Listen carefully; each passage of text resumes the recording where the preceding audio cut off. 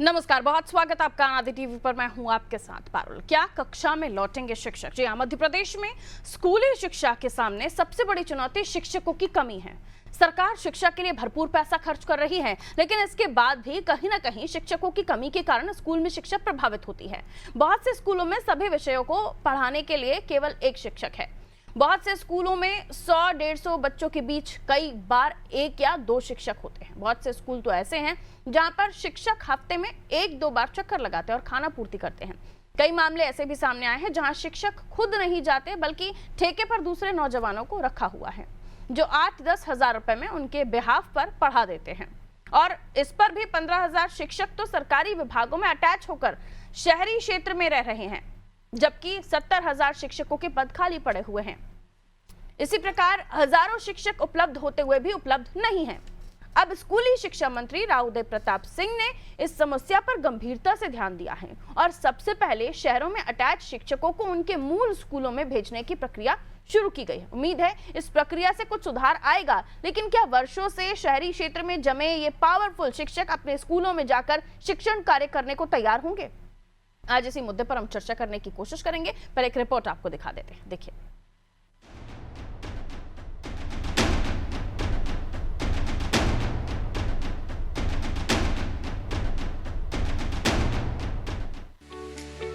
मध्य प्रदेश में स्कूली शिक्षा का हाल उतना बुरा नहीं है जितना बुरा बना दिया गया है। सरकार बड़े पैमाने पर सरकारी शिक्षकों की नियुक्ति करती है, अतिथि शिक्षकों को भी नियुक्त किया जाता है। स्कूली शिक्षा पर सरकार खर्च भी पर्याप्त कर रही है, लेकिन इसके बाद भी ग्रामीण क्षेत्रों में स्कूली शिक्षा के हालात उतने अच्छे नहीं हैं। इसका कारण ये है कि हमारे देश के नौजवान सरकारी नौकरी तो पाना चाहते हैं, लेकिन सरकारी नौकरी अपनी सुविधा से करना चाहते हैं। खासकर शिक्षा विभाग में यह धांधली चरम सीमा पर है। मंत्रियों के रिश्तेदार, अधिकारियों के रिश्तेदार या फिर और दूसरे रसूखदार नेताओं के रिश्तेदार शिक्षा विभाग में नौकरी पाने के बाद गाँव में नहीं रहना चाहते। जुगाड़ करके शहरी क्षेत्रों के स्कूलों में अपनी पदस्थापना करवा लेते हैं, या फिर स्कूलों में जगह नहीं होती है तो सरकारी दफ्तरों में अटैच होकर आराम से बाबूगिरी करते हैं। राजधानी भोपाल में ही अनेक विभाग हैं, जहां पर पूरा का पूरा ऑफिस ही अटैच शिक्षकों से चल रहा है। कहीं कहीं पर तो 200 शिक्षक एक ही डिपार्टमेंट में अटैच कर दिए गए हैं। मध्य प्रदेश में सरकारी शिक्षकों की संख्या 3,21,372 है। इनमें से 15,000 यानी 5% के करीब शिक्षक सरकारी दफ्तर में काम कर रहे हैं। कुछ दिन पहले मध्य प्रदेश की शिक्षा पर जारी हुई एक रिपोर्ट ने बताया गया कि मध्य प्रदेश में 70,000 शिक्षकों की कमी है। यदि इनमें 15,000 शिक्षक जो स्कूलों में नहीं हैं, उन्हें जोड़ लिया जाए तो यह संख्या 85,000 हो जाती। सरकार तुरंत भर्ती नहीं कर सकती, लेकिन कम से कम इन शिक्षकों को वापस शिक्षा विभाग में तो भेज सकती है। शायद इसीलिए स्कूल शिक्षा मंत्री राव उदय प्रताप सिंह ने 18 अप्रैल को विभागीय बैठक के दौरान स्पष्ट कह दिया है कि सारे शिक्षकों को स्कूलों में वापस भेजा जाए। इनमें से कुछ शिक्षक बड़े नेताओं और रसूखदार लोगों के खास हैं। क्या मंत्री जी की सार्थक पहल के बाद इन शिक्षकों को वापस स्कूलों में भेजा जाएगा?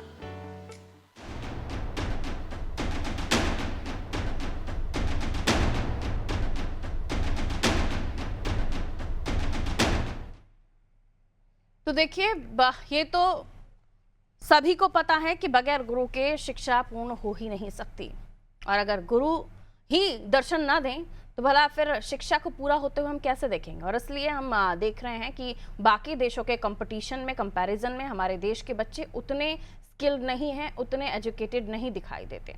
आप चले जाइए, कई सारे ऐसे स्कूल, खासतौर पर सरकारी स्कूल हैं, वहाँ शिक्षक ही नहीं मिलते आपको, या एक शिक्षक है तो बच्चे कई सारे हैं, या बच्चे बहुत कम है तो शिक्षक 2-2 हैं। और अगर आप शहरी क्षेत्रों में चले जाएं तो भरमार है शिक्षकों की। वहीं ग्रामीण अंचलों में ऐसे एरियाज में चले जाएं जहां गांव है, वहां पर शिक्षकों की कमी होती है। तो बगैर शिक्षकों की शिक्षा संभव कैसे है? और इसको ही समझा स्कूल शिक्षा मंत्री ने, जिसके बाद उन्होंने आदेश दिया विभागीय बैठक के दौरान कि तमाम जो सारे शिक्षक हैं उनको स्कूलों में वापस भेजा जाए। इससे क्या ये समस्या का हल हो जाएगा? देखिए, आइए इसे और भी गंभीरता से समझने की कोशिश करते हैं, क्योंकि हमारे देश के बच्चों के भविष्य का सवाल है। हमारे देश के भविष्य के ऊपर ये इस तरह की परेशानी अगर मंडरा रही है तो इस पर गंभीरता से विचार करने की आवश्यकता। उस पर कई बार ध्यान आकर्षण कराया गया, लेकिन उसके बावजूद भी जिम्मेदार एक्शन तो लेते हैं लेकिन पर्याप्त शायद साबित नहीं होते। डॉक्टर जवाहर सूरी शेट्टी जी शिक्षाविद हैं, हमारे साथ जुड़े हैं। डॉक्टर जवाहर, आपका बहुत बहुत स्वागत करती हूँ अनादि टीवी पर। शेट्टी साहब और साथ ही हमारे साथ राजेंद्र जी भी जुड़े हुए हैं, राजेंद्र जसूजा जो शिक्षक हैं, आपका भी स्वागत करती हूँ सर।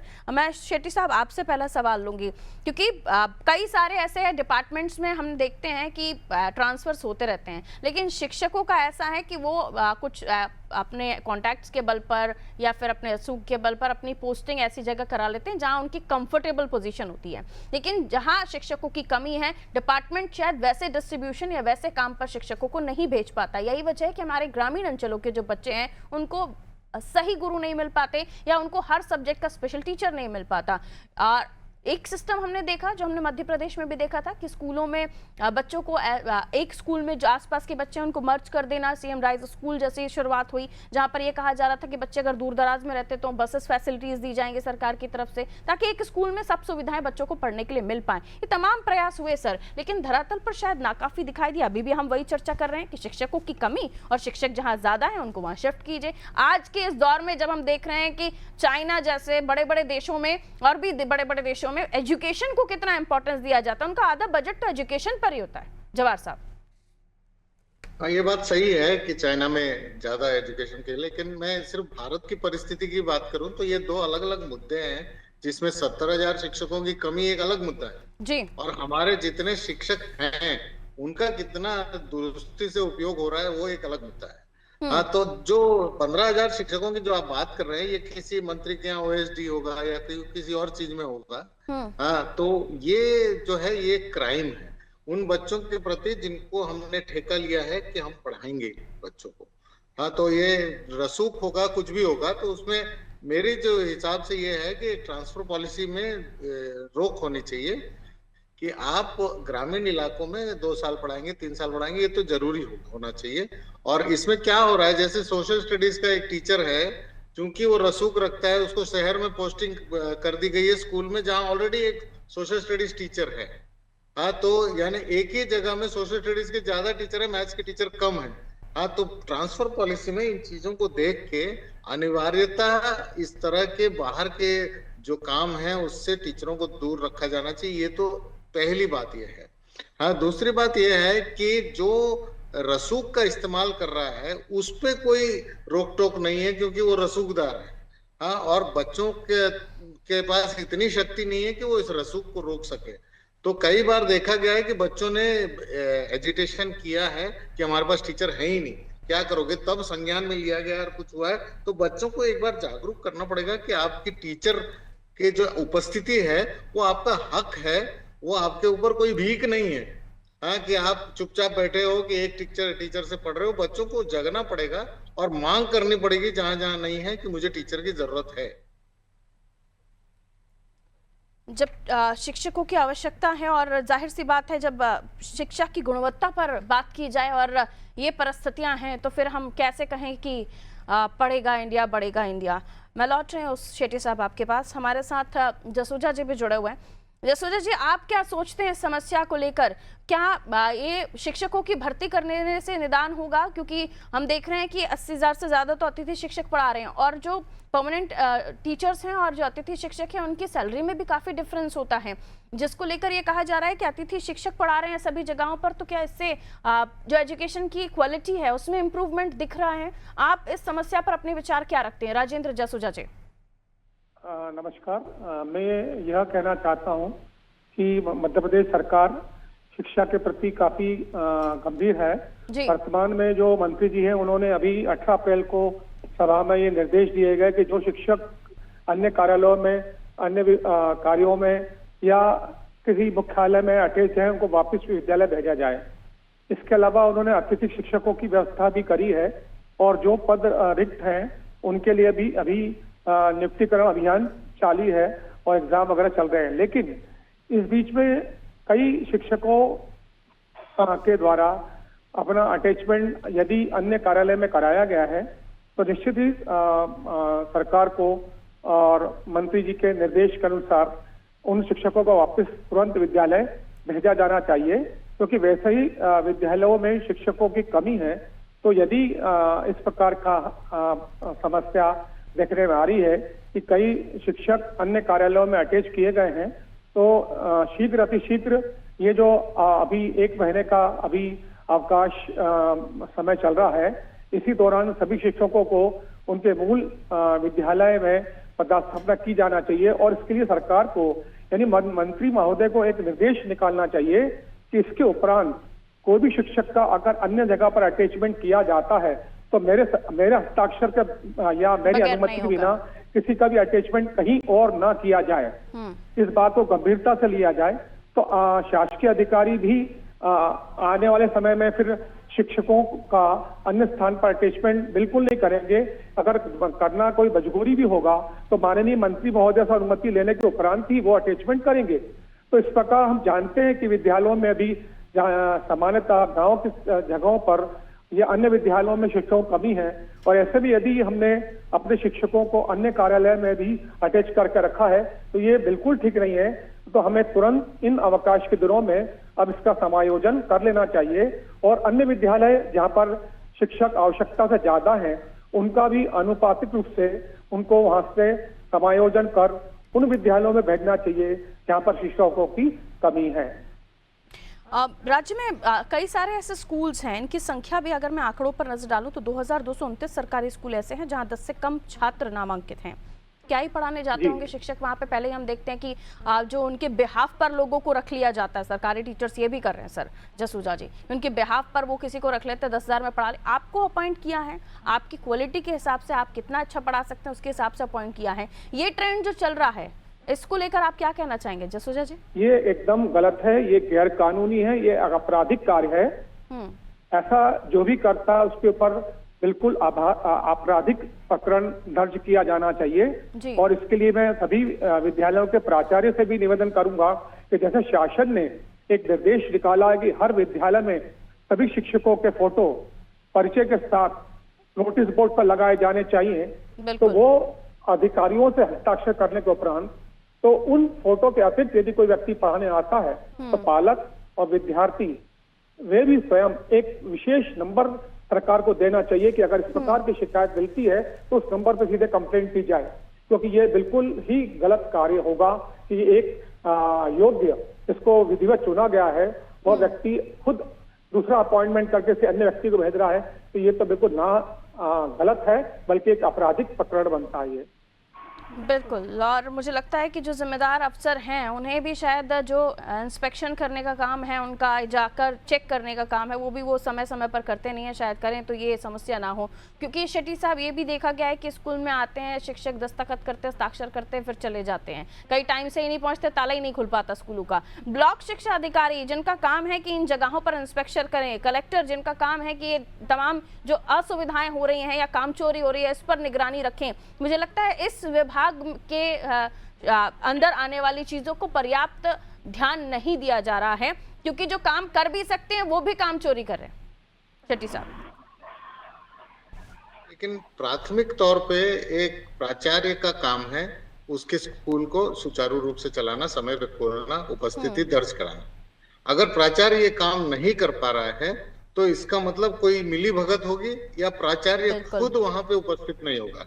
हाँ, तो ये दोनों चीजें उसी के ऊपर निर्भर है। हाँ, ये है कलेक्टर और बीईओ की बात जो आपने कही, बीईओ, डीईओ और कलेक्टर उस क्रम में इनको देखना पड़ेगा। कई जगह प्रॉब्लम ये होता है कलेक्टर के साथ कि जिले बड़े होने की वजह से, खास करके मध्य प्रदेश में कुछ जिले ऐसे हैं जो बहुत बहुत दूर है एक दूसरे से। हाँ, तो वहां हर जगह जाना, तो प्राचार्य का रिपोर्टिंग अगर कलेक्टर या बीईओ डीईओ ले लें, हाँ, तो उपस्थिति बेहतर हो सकती। इसकी वजह से कि चूंकि समय पे नहीं है, लोगों की उपस्थिति नहीं है, बच्चे नहीं आ रहे हैं स्कूल में, और फिर हम बोलते हैं बच्चे स्कूल नहीं आ रहे हैं इसलिए 2 स्कूलों का विलय किया जाए, तो उसका कारण जो है वो उपस्थिति टीचरों की नहीं होना है, उसको पहले सुधारना पड़ेगा, फिर ये बात विलय की बात करें अपन।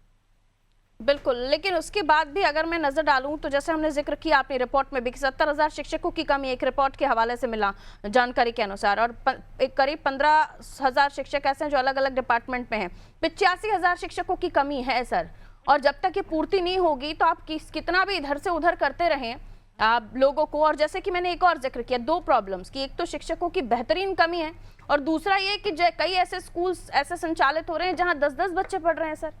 तो इनके लिए भी तो कुछ सोचना होगा कि इन्हें 10 बच्चों को क्वालिटी एजुकेशन, अगर 2,500 के करीब 2,000 के करीब ऐसे स्कूल हैं जहां 10 बच्चे पढ़ रहे हैं, तो इनके लिए भी कुछ उपाय निकाले जा सकते हैं। इनको मर्ज करके एक अच्छी क्वालिटी एजुकेशन देने के लिए डिपार्टमेंट्स में से जो एम्प्लॉइज हैं, स्टाफ है, उनको एक साथ कर दें तो बहुत अच्छा कुछ हो सकता है। ये सभी डिपार्टमेंट्स में बैठे हुए वरिष्ठ लोगों को पता है, लेकिन उसके बावजूद भी इस पर काम ही नहीं होता। शेट्टी साहब नहीं, 85 में से 15,000 तो जो वापस आ गए परिस्थिति में, वो ठीक है। वापस जो अभी आ भी जाएंगे अब आदेश के बाद 70,000 बचे हैं। और इसके साथ एक और चीज जुड़ेगा, वो है कि प्रधानमंत्री PM श्री योजना जो है, उसके तहत जो स्कूल खुलेंगे या जो बनेंगे, उसमें फिर और शिक्षकों की जरूरत पड़ेगी। तो ये कम नहीं है अभी भी। इसमें छोटा सा मेरा सुझाव है जो सरकार को करना चाहिए, वो ये है, मध्य प्रदेश में आंकड़े ये बता रहे हैं कि करीब करीब 60 या 63% इंजीनियर्स जो हैं वो बेरोजगार हैं, और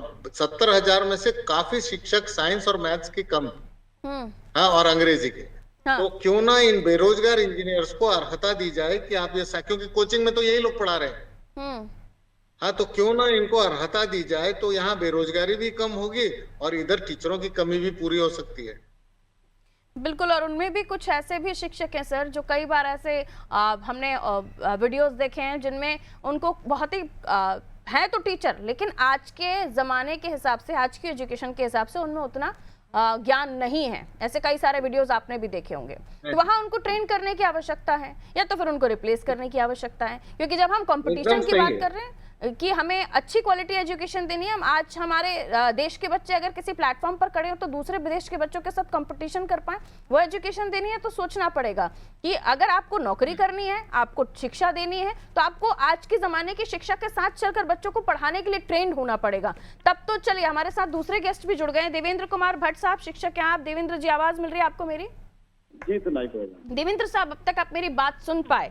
क्या आपको लगता है कि शिक्षकों की कमी, शिक्षकों का खुद ट्रेंड होना, क्वालिटी एजुकेशन मिलना, और जो अव्यवस्थाएं फैली हुई हैं कि मन चाहा जगह चाहिए तो तबादला करवा लिया, या फिर आपके कहीं सोर्सेस है तो आप जाके अपनी मनचाही जगह पर बैठ गए, क्या ये शिक्षकों का काम है?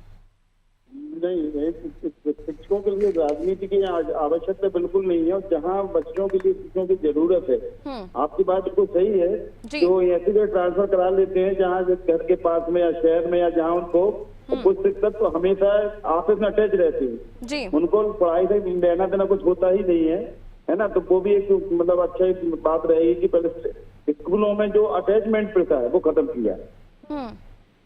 जाहिर है, लेकिन जसूजा जी कि हम जिक्र कर रहे हैं इन शिक्षकों के वापस आने का, सिर्फ इतना ही नहीं है, जो टीचर पढ़ा भी रहे हैं उनको भी अलग अलग नौकरियों पे, कभी इलेक्शन ड्यूटीज पर भेज दिया जाता है, कभी पोलियो अभियान के लिए भेज दिया जाता है। जो जिसका काम है, शायद मुझे लगता है अगर वही करवाना शुरू कर दिया जाए तो कुछ हद तक, मैं पूरी समस्या का समाधान नहीं कह रही हूँ, लेकिन कुछ हद तक इन समस्याओं से पार पाया जा सकता है कि जो टीचर का काम है उससे वो ना करवा के आप बाकी डिपार्टमेंट्स के सारे काम करवा रहे हैं, तो ये भी तो गलत हो जाता है ना जसूजा जी? आपका कहना एकदम ठीक है कि यदि सरकार शिक्षकों को शिक्षण कार्य के अतिरिक्त अन्य कार्यों में संलग्न करती है, तो इससे शिक्षक का जो एक पूरा ध्यान है वो अन्य कार्यों में बंटता है और शिक्षा प्रभावित होती है। अतः सरकार को इस प्रकार का कोशिश करनी चाहिए, यथासंभव जहां तक हो सके शिक्षकों का केवल अध्यापन कार्य में ही संलग्न रहने देना चाहिए, उन्हें अन्य कार्यों में लिप्त नहीं करना चाहिए। इसके लिए सरकार को जितनी ज्यादा हो सके कोशिश करनी चाहिए कि जब तक अति अनिवार्य ना हो तब तक शिक्षकों को केवल शैक्षणिक कार्य में ही संलग्न रहने देना चाहिए। नहीं, अति अनिवार्य वाली बात ही नहीं है ना सर, आप दूसरों को नियुक्त कीजिए ना दूसरी चीजों के लिए। अगर आप शिक्षक को, अगर कोर्स कंप्लीट नहीं हुआ है, स्वाभाविक हम प्राइवेट स्कूल की बात करें, कोर्स कंप्लीट नहीं हुआ है, टीचर्स 2-2, 3-3 पीरियड ले लेते हैं। क्यों लेते हैं? तो क्योंकि उनको बच्चों को टाइमली कोर्स कंप्लीट करवाना होता है, उसके बाद रिवीजन की बारी। क्योंकि टीचर्स अगर उनके क्लास के बच्चों का रिजल्ट बिगड़ेगा, किसी सब्जेक्ट में कम नंबर आएंगे तो टीचर को टेंशन हो जाता है। तो ये टेंशन हमारे डिपार्टमेंट में, हमारे सरकारी स्कूल के शिक्षकों को भी तो होनी चाहिए, और उनकी टेंशन को भी विभाग को समझना चाहिए। पहली बात तो शिक्षकों को भी टेंशन नहीं है तो विभाग भी क्या इस टेंशन ले, वो फिर उन्हें उठा के दूसरे कामों पे लगा देते हैं। ठीक है, मैं अब आप सभी से एक एक बारी में आऊंगी और ये पूछने की कोशिश करना चाहती हूँ। सवाल मेरा एक ही रहेगा कि आप अपने नजरिए से शिक्षकों में या शिक्षा विभाग में जो एजुकेशन दी जा रही है, जिस तरह से दी जा रही है, उसमें क्या क्या बदलाव देखते हैं? शेट्टी साहब, पहले आप। मुझे लगता है कि इसमें बदलाव ये है कि एक तो क्वालिटी आपने जैसे कहा, दूसरा नवाचार जो है वो अभी तो आ ही नहीं पा रहा है। ज्यादातर ये इसी में लगे हुए हैं कि कमी कैसे पूरे करें। तो नवाचार और क्वालिटी ये दोनों बढ़ाने की जरूरत पड़ेगी। बिल्कुल। आप क्या कहना चाहेंगे देवेंद्र जी? देखिए मैडम, ये जो विषय है वास्तव में जो नई शिक्षा नीति आई है उसमें कुछ चेंजेस तो आए हैं। तो जो पुराने शिक्षक है वो नई नीति को समझ नहीं पा रहा है या तो अध्ययन नहीं करते हैं जी। और क्लासरूम में जाकर बच्चों के सामने फेस करना मुश्किल होता है। तो अभी पहले भी ये बात आई है ना, तो वो थोड़ा सा कंसल्टेट नहीं हो पाता विषय में, चाहे वो मिडिल स्कूल चाहे प्राइमरी स्कूल। और दूसरी जो बातें आ रही है कहीं कहीं जो दूसरे कामों में लगा दिया जाता है, ये तो माइनस देने से भी थोड़ा सा गवर्नमेंट स्कूलों में सब चीज चल रही जी। ये आपने सही कहा, नई शिक्षा नीति में, लेकिन सर पढ़ाई का तरीका तो वही है ना। और मैं जिक्र कर रही हूँ कि अगर मैथ्स का टीचर है तो मैथ्स में भी एक्सपर्ट होना चाहिए, साइंस का टीचर है तो साइंस में एक्सपर्ट होना चाहिए, दूसरी किसी सब्जेक्ट के एक्सपर्ट जो है वो दूसरे किसी क्लास में पढ़ा रहे हैं। और हम 10th 11th 12th में तो बिल्कुल रिस्क नहीं लेते। हम देखते हैं स्कूल्स में भी, प्राइवेट स्कूल में भी जब अपॉइंटमेंट्स होते हैं तो वहाँ उनकी स्पेशलिटी देखी जाती है कि किस चीज में है। और अभी सूर्य साहब भी कह रहे थे कि कई सारे इंजीनियर्स पढ़े हुए हैं जो बहुत अच्छी शिक्षा दे रहे हैं। हमारे आज हम देखें हमारे देश के बच्चों को स्कूल के टीचर पर उतना भरोसा नहीं है जिनके ट्यूशन के टीचर्स पर वो जाकर रिसर्च खुद करते हैं कि कितना अच्छा पढ़ा रहे हैं, वो खुद कितना पढ़े लिखे हैं। आजकल का बच्चा बहुत समझदार हो गया है। अब एक जवाब जी ये हाँ, लाल दबाव हो। ठीक है देवेंद्र जी, मैं वापस आपके पास आ रही हूँ। जसूजा जी, ये जो मैंने अभी अपना वक्तव्य रखा आपके सामने, आप इससे कितना सहमत हैं? देखिए, क्या सरकार इसके लिए बहुत गंभीरता से प्रयास शुरू कर चुकी है।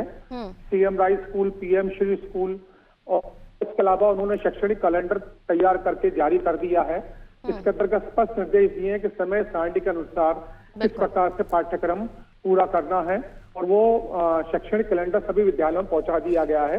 और इसके अलावा सरकार ने अभी, माननीय मंत्री महोदय ने भी कहा है कि सभी शिक्षकों को यथासंभव पूरा प्रशिक्षण समय समय पर दिया जाए। तो यदि हम शिक्षकों को समय समय पर प्रशिक्षण देते हैं और जो आधुनिक नवाचार के साधन आ गए हैं उनका उपयोग भी हम अगर शिक्षा के क्षेत्र में करते हैं तो सरकारी विद्यालयों में भी बहुत अच्छे परिणाम आते हैं। जैसे आप देखते हैं कि उत्कृष्ट विद्यालय या सीएम राइज स्कूल्स में अब पढ़ाई का स्तर काफी ऊंचा हुआ है और वहां पे प्रवेश लेने के लिए कई प्राइवेट विद्यालयों के विद्यार्थी लंबी लंबी लाइन लगा के खड़े हैं और उनको निराश होना पड़ रहा है कि उनको प्रवेश नहीं मिल रहा। तो सरकार अब जो प्रयास कर रही है उससे अब काफी सकारात्मक परिणाम देखने को मिल रहे हैं और आगे भी निश्चित मिलेंगे। बहुत शुक्रिया आप सभी का हमारे साथ जुड़ने के लिए। तो मैं एक बार धन्यवाद स्कूल शिक्षा मंत्री राव उदय प्रताप सिंह जी को भी देना चाहूंगी जिन्होंने इस समस्या को समझा। आप सोचिए, शिक्षकों के पद पर नियुक्ति और इतने शिक्षकों की दिली इच्छा यह है कि वो दूसरे डिपार्टमेंट में काम करें। भोपाल में, राजधानी भोपाल में भी कई डिपार्टमेंट ऐसे हैं जो पूरा का पूरा दफ्तर शिक्षकों से चल रहा है और शिक्षकों का काम क्या है? स्कूलों में पढ़ाना। वो क्या कर रहे हैं? फाइलें संभाल रहे हैं, डिपार्टमेंट का काम देख रहे हैं। तो फिर 15,000 ऐसी संख्या है उन शिक्षकों की जो काम उनका पढ़ाना है लेकिन फाइलें संभाल रहे हैं, डिपार्टमेंट में दूसरा काम देख रहे हैं, दूसरे डिपार्टमेंट में अटैच हैं। तो फिर राव उदय प्रताप सिंह जी ने जब ये समस्या देखी तो पहले 15,000 शिक्षकों को कहा जाके आप अपना काम संभालिए ताकि शिक्षा की जो शिक्षकों की जो पूर्ति थोड़ी बहुत तो हो। लेकिन तब भी ये समस्या हल नहीं होने वाली है क्योंकि हम आज इस दौर में हैं जब हम कंपटीशन में एआई टेक्नोलॉजी से फाइट कर रहे हैं। हम देख रहे हैं प्राइवेट स्कूलों के बच्चे तकनीक को यूज्ड टू हो रहे हैं तकनीक से, और ऐसी सिचुएशन में आज के प्राइवेट स्कूलों में पढ़ने वाले बच्चों के सामने सरकारी स्कूल में पढ़ने वाला बच्चा बहुत कम साबित होता है। इसलिए जरूरी है कि सरकारी स्कूल के बच्चों को भी, क्योंकि हमारा संविधान हमें राइट टू एजुकेशन का अधिकार देता है, तो जरूरी है कि हमें हमारी सरकारों से भी पूछना चाहिए कि जब हमें हमारा संविधान राइट टू एजुकेशन का अधिकार दे रहा है तो हमें अच्छी एजुकेशन की जरूरत है तो उसे पूरा किया जाए। शिक्षकों को जहां उनकी मनमर्जी से वो ट्रांसफर करा लेते हैं उनको भी विभाग के हिसाब से या जगहों के हिसाब से उन्हें नियुक्त करना चाहिए, भेजना चाहिए। और उनकी मनमानी को कम से कम, अब शिक्षा मंत्री बहुत अलर्ट दिखाई दे रहे हैं तो वो इसे समझें और बच्चों की एजुकेशन पर जहां कम बच्चे उनको मर्ज किया जाए ताकि अच्छी एजुकेशन एक जगह पर बहुत सारे बच्चों को मिल सके, ना कि 10 बच्चों को कम एजुकेशन देकर उनको चलता किया जाए। तो छोटी छोटी समस्याएं जिन्हें अच्छा करके शायद हम अच्छी शिक्षा दे सकते हैं अपने बच्चों को। दीजिए इजाजत, नमस्ते, शुक्रिया।